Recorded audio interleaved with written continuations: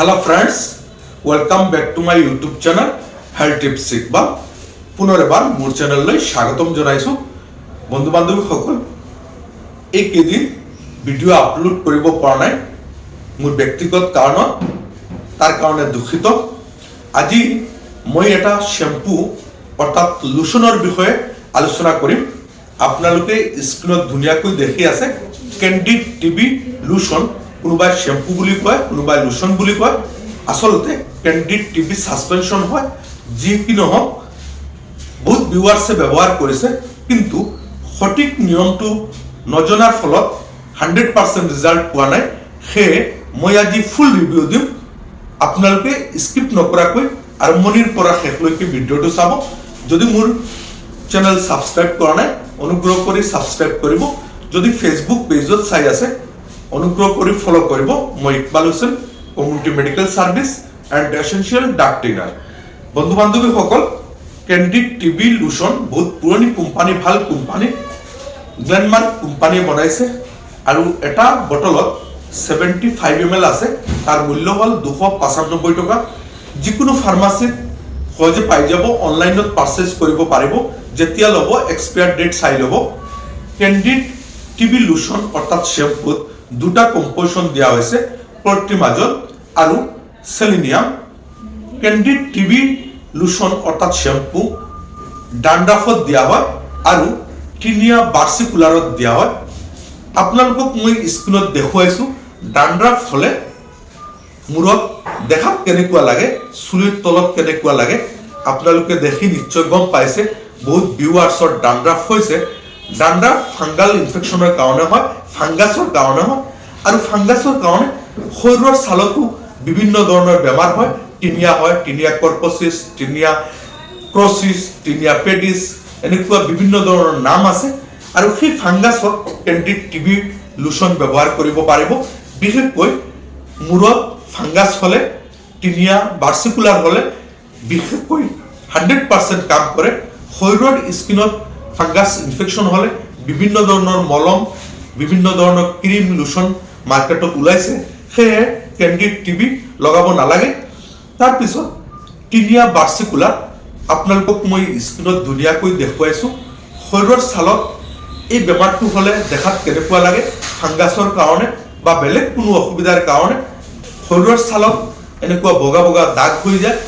তেনেকুৱা কণ্ডিশ্যনত এই candid TB lotion বা শ্যাম্পু ব্যৱহাৰ কৰিব পাৰিব। বন্ধু বান্ধৱীসকল, ডান্ড্ৰাফত বহুতে ব্যৱহাৰ কৰিছে বা টিনিয়া বাৰ্চিকুলাৰত বহুতে ব্যৱহাৰ কৰিছে। সঠিক নিয়মটো নজনাৰ ফলত 100% ৰিজাল্ট হোৱা নাই। সেয়ে মই আজি কেনেকুৱা ব্যৱহাৰ কৰিব লাগিব সেইখিনি কৈ আছো। ডান্ড্ৰাফ যদি হয় আপোনালোকে প্ৰথমত মূৰ ভালকৈ ধুই ল'ব। তাৰপিছত কেণ্ডিড টিবি লোশন অৰ্থাৎ শ্যাম্পু হাতত লৈ মূৰত দি দিব আৰু লাহে লাহে এনেকৈ ৰিংছ কৰি থাকিব। মই যেনেকুৱা দেখুৱাই দিছো এনেকৈ গোটেই মূৰত এনেকৈ কৰি থাকিব 5 মিনিটমান। এনেকুৱা সপ্তাহত দুবাৰ ব্যৱহাৰ কৰিব লাগিব, অৰ্থাৎ 2 দিন ব্যৱহাৰ কৰিব লাগিব, 3 দিন পিছে পিছে ব্যৱহাৰ কৰিব লাগিব। এনেকুৱা 2 সপ্তাহ বা 3 সপ্তাহ। তাৰপিছত সপ্তাহত এদিন, এনেকুৱা 3 সপ্তাহ বা 4 সপ্তাহ ব্যৱহাৰ কৰিব লাগিব। যদি 3 সপ্তাহ বা 4 সপ্তাহ ব্যৱহাৰ কৰাৰ পিছত ভাল নাপায় তেনেহ'লে এজন চিকিৎসকৰ পৰামৰ্শ কৰিব, কাৰণ তাৰ লগত কোনো টেবলেট বা কেপচুল এনেকুৱা ব্যৱহাৰ কৰিব লাগিব পাৰে। কেণ্ডিড টিবি লোশন যদি টিনিয়া বাৰ্চিকুলাৰ হয়, শৰীৰৰ ছালত এনেকুৱা বগা বগা দাগ হয়, য'ত আপোনাৰ ইনফেকশ্যন হৈছে, য'ত দাগ হৈছে, তাত গা ধোৱাৰ 2 ঘণ্টা আগত ব্যৱহাৰ কৰিব লাগিব আৰু ব্যৱহাৰ কৰাৰ 2 ঘণ্টাৰ পিছত গা ধুই দিব। এনেকুৱা কণ্টিনিউ 3 দিনমান কৰিব। কণ্টিনিউ কিন্তু আজি কৰিলে কালি, তাৰ পিছদিনাখন। এনেকুৱা 3 দিন ব্যৱহাৰ কৰাৰ পিছত সপ্তাহত 2 দিন ব্যৱহাৰ কৰিব। এনেকৈ 2 সপ্তাহ বা 3 সপ্তাহ।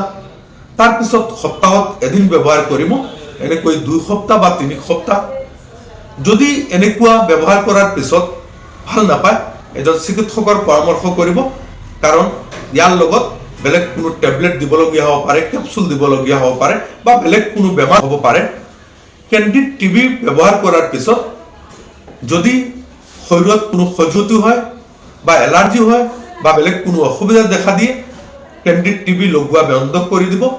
যদি মূৰত ডাণ্ডাফ হোৱাৰ পিছত ব্যৱহাৰ কৰিছে আৰু মূৰত খজুৱতি হৈ আছে, মূৰত বিষ কৰি আছে, ফুলি গৈ আছে বা বেলেগ কোনো অসুবিধা পাই আছে, কেণ্ডিড টিবি ব্যৱহাৰ কৰা বন্ধ কৰি এজন চিকিৎসকৰ পৰামৰ্শ কৰিব। কেণ্ডিড টিবি ব্যৱহাৰ কৰাৰ আগত এজন ফাৰ্মাচিষ্ট বা এজন চিকিৎসকৰ পৰামৰ্শ কৰি ব্যৱহাৰ কৰিব। কেণ্ডিড টিবি লোচনৰ বা শ্বেম্পুৰ ৰিভিউ এইখিনি। আশা কৰোঁ আপোনালোকৰ ভাল লাগিছে। আজিৰ ভিডিঅ' ইমানেই। সকলো ভালো থাকক, ধন্যবাদ।